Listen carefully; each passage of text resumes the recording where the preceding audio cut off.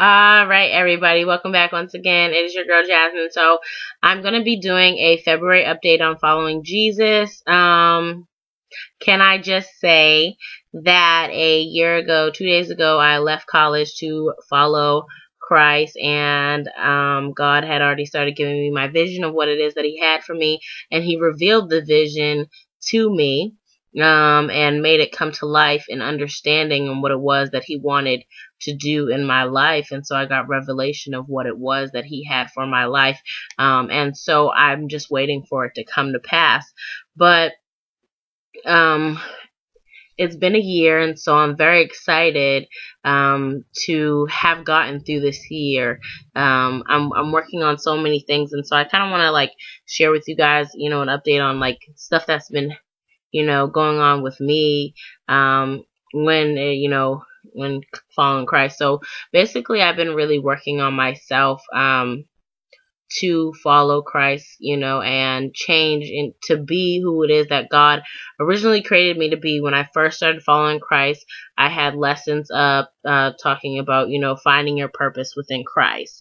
And so basically, whatever I preach about is what God is taking me through in my life. And so here God was helping me finding my purpose in Christ while I'm helping others find their purpose in Christ. And so basically, God had given me the vision and showed me, okay, this is the purpose I had for your life. So, though I'll never say that I'll bash college or anything like that. Education is a wonderful thing, but for my life, that's not what God had for me. And so, but to know that I am in the right path of where it is that God wanted me to be from the beginning of time when He originally created me to be, and who I am, is amazing. It feels good to know that I am not out here, one of the feelings that I got when I was in college, like I said again, I'm not saying that college is a bad thing,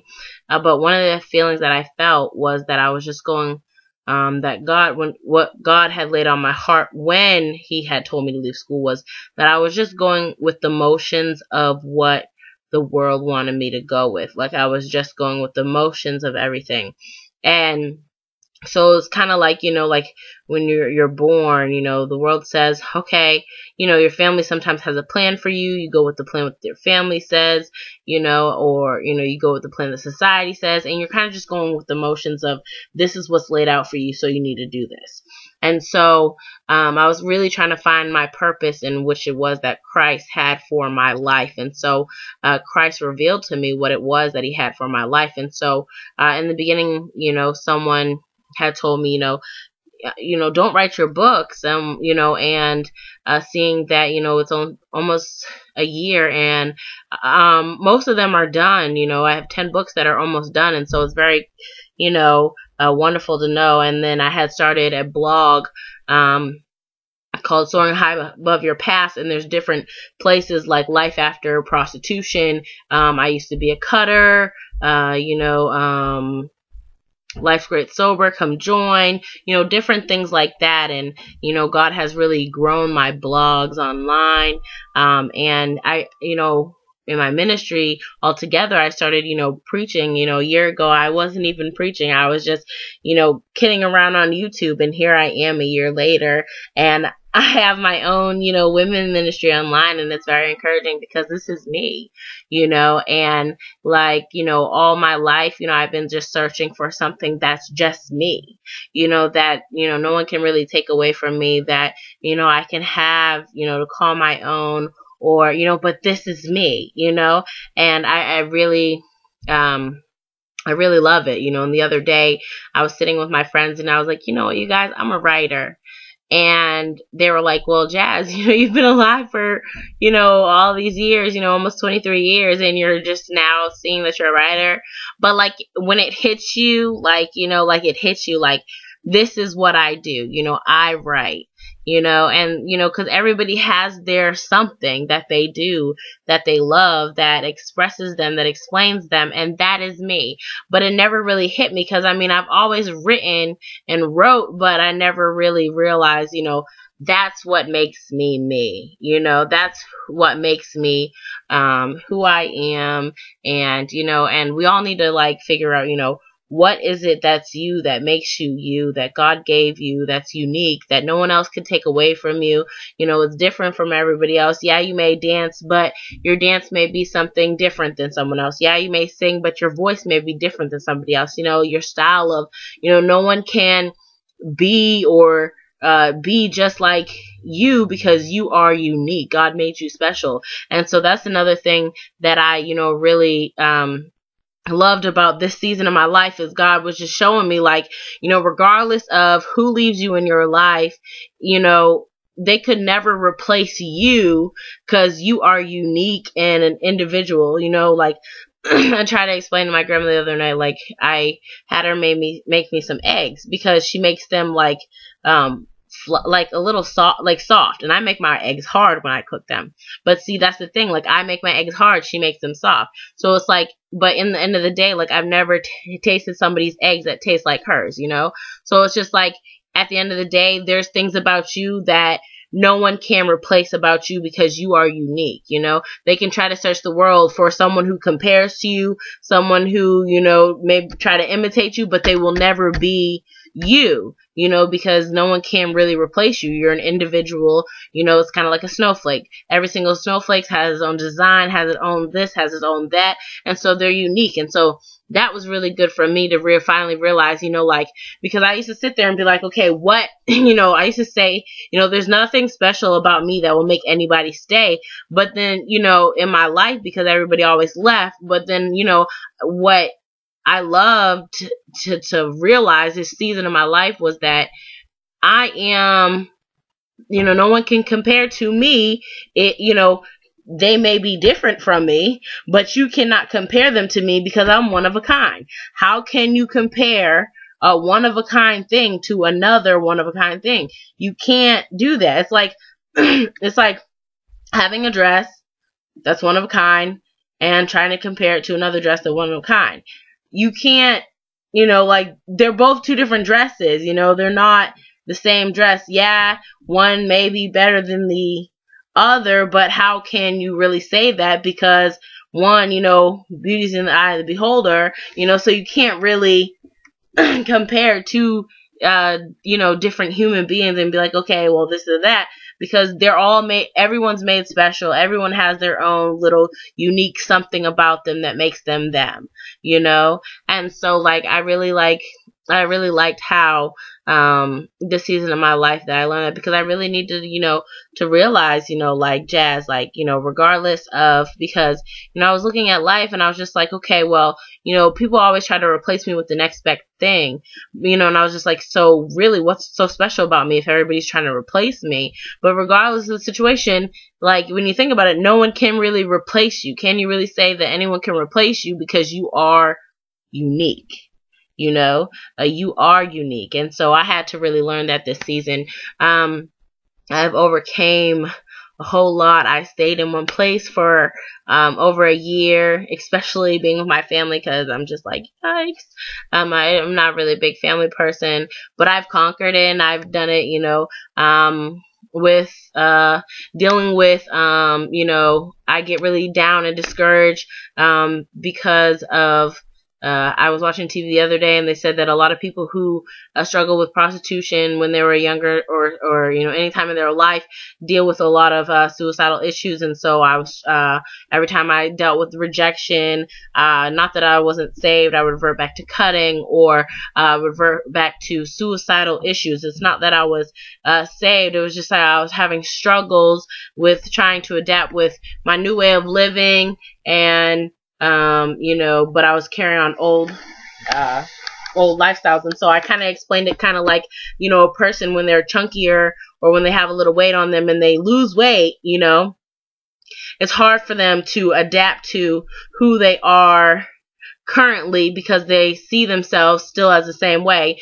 And so that's kind of how I was, because like, I remember when I was, talking to, I used to talk to my boyfriend, and I used to sit there and tell him, well, I see myself, I say girls like us, and I refer to like girls who, dated abusive guys. Or I'd say, like, oh, I'd say certain things and I'd be like, oh, I am I still considered myself or seeing myself as someone who was, like a fast or a prostitute, but I was no longer there. It's just that it's like I was looking in the mirror, and even though they didn't see that, that's what I saw. My reflection reflected, okay, you're still, you still are, people, when people look at you, they see a whore, or when people look at you, they see you as, like, that I can take advantage of her. Like, she's not strong, she's not smart, she doesn't have it together, she's crazy, people look down at me, so I was still, even though, I'm here, my reflection of what I saw myself as was not caught up with where I am physically in the here and the now. And I'm still working on it, but it's not as bad because I no longer see myself as, this prostitute, or I no longer see myself as fast girl that everybody's taking advantage of, or I no longer see, I remember it was sometime in the summer, we were playing the number game, or during Christmas, the number game, and everybody in the number game always said, "You're a woman of God." And I was like, they could say so much more about me, but all they say is I'm a woman of God. And that's when it hit me and it clicked, like, wow, like, that's kind of like God, like, all they see is Christ in me, they don't see what I see, and that's how sometimes, when people who have, like, eating disorder, they see themselves, when they're smaller because they used to be overweight, they still see themselves as like this, big person, and that's not even the case, because what they're seeing in the mirror is totally different than what's really there. And so I'm really happy that I overcame that. A lot of my fears that I was struggling with, really adapting into society, wondering, if I could really adapt into, normal society, because for so long, like, I just look at myself like, as really not normal, and every time I try to fit in and adapt to society, something like happens in my life, like here I was, and I finally got normal in society, and I was a college educated student, and I was going to get my degree in social work, and then I was going to go off to school in Atlanta and go get my master's, and I had it all together, and I was normal finally, and God was like, no, you're not created to be normal, what are you talking about, Jazz? And I was like, oh no, why me? So I'm finally getting the hint that I will never be really fully normal, because, but who's really normal? But I try to fit the mold of, the regular American, who just, they go and they do all this wonderful stuff, and that is never, like, I just need to get it out of my head that that's just never going to be me. I am, like I said, unique. I am that snowflake that's just, like, all, like, maybe I'm like the colorful snowflake that's just like, hey, we're all white, but you're like the red speck that's falling from the sky, here we go. I don't know. So I'm realizing that now, but and so often, because people are so used to following the norms of society, because we just want to fit in and be normal in society, that, they look at me strange when I do certain things, but I'm like, I'm looking at you strange, because it's just like, okay, like, why do I have to be just like you? Or why are you picking at everything that I, like, do weird that's not normal? I'm not gonna, like, okay, cross your legs, sit like a lady, and be all stiff and all this other stuff. And, I used to, like, try to do all that stuff, but I am not doing that anymore. I'm not going to dress the way anybody wants me to dress. I like t-shirts, jeans, little cool little dresses, all that stuff. I'm not going to mold myself into this, person that people want me to be. It's sorry. I'm not going to do that. I am going to follow Christ. I am going to be who he wants me to be in life, but I'm not going to sit there and play a part. That's just not me. I'm not going to do it. And I've done it for so long, that I'm finally like, I'm me, like the other day, like look at my hair. A year ago, somebody tried to convince me to dread my hair, and I would never dread my hair, and I cut the blonde off, and I finally have a ponytail, and when I first cut my hair and I became natural, like, people were just like, what are you doing? And I'm like, this is what I want. I want this for myself, and it's kind of like, when, like, a year ago, God had me leave school, and he gave me, a vision of what he wanted for my life. But the vision was the desires of my heart that God knew that I wanted, but I was too busy listening to what everybody else wanted for my own life. And this year, like, I really have stood up for myself and been like, look, like, this is what I want, and God knows this is what I want, but not only that, God wants it for me. It's the desire of my heart, and God said that I can have it, and I don't care what nobody says, and nobody's going to change that. And actually standing up for myself and just being like, this is what I want, and I'm not going to let anybody run my life and tell me, this is what we want for you, and we don't think that this is right for you. No, this is right. I don't have to, like, sit there and, be like, no, because God said that this is what he had for me, and this is what I want, and he agreed on it. So, like, I use, like, you don't even have to argue with, people and be like, okay, that's fine. I'm sorry you feel that way, but I'm sorry, and I'm like, I think that, like, it just makes you happy.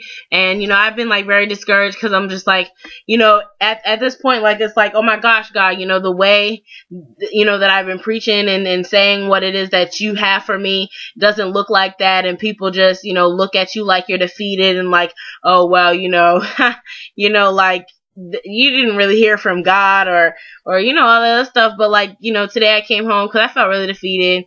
I was actually really going to give up, and I came home, listened to a sermon, and it was like, yeah, just because it doesn't look like, what it is that God said it was going to look like, it doesn't matter, because as soon as, God reveals, what it is that he's doing, it's going to look like what, you've been saying that God said he said. You don't have to question it, you don't have to doubt it. And so that really uplifted my spirit, because I'm just like, okay, I'm just going to continue doing what I was doing, writing my books, doing my, my poetry, and doing my web shows, and following Christ, and not really having to worry about anybody. Because I think about it right now, like, this is just like a head start to where it is. I know that I'm supposed to help millions of people before I die.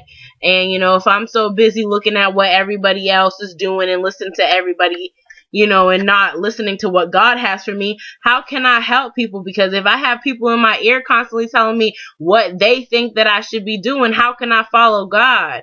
I can't do that, because I have to be listening to God. Because at the end of the day, it's like if Jesus would have listened to his disciples saying, no, you don't need to die on the cross. You feel what I'm saying? Like, yeah, Jesus needed to die on the cross, but what if he would have listened to his disciples? Would I be sitting here saved and talking about Jesus?